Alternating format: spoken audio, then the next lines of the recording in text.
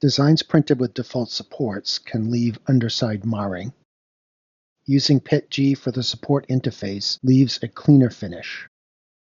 Here we see an example of regular PLA supports on the left and supports using a PETG interface on the right.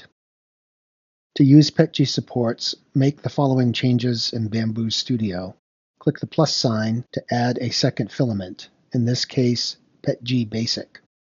Click Flushing Volumes and change to 800, then click OK. The flushing volume is the amount of filament that will be extruded when the printer changes from PETG to PLA and back again. Under the Others tab, uncheck both flush options.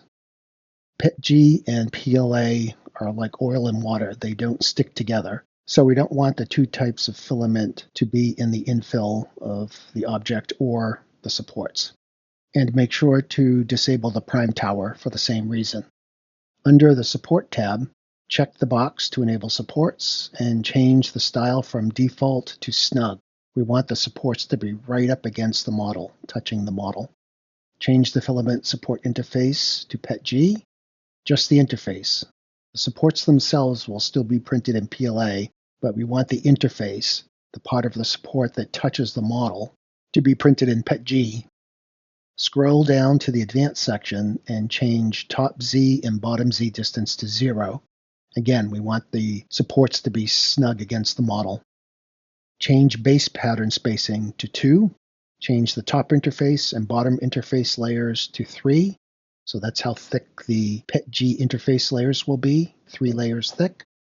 Change the interface pattern to rectilinear and change the top interface spacing to 0. Change the support/object XY distance to 0.5. That's the distance between the vertical portion of the model and the vertical portion of the supports. Click the Preview tab and view the sliced model. Here you can see the PETG support interface layers in white.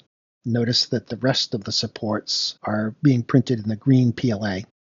To save your new settings for future use, click the disk icon, enter a process name, and click OK. The new process will appear under User Presets, so you only have to make all of these changes once, and you can just choose this user preset anytime in the future that you want to use PETG for your support interface layers.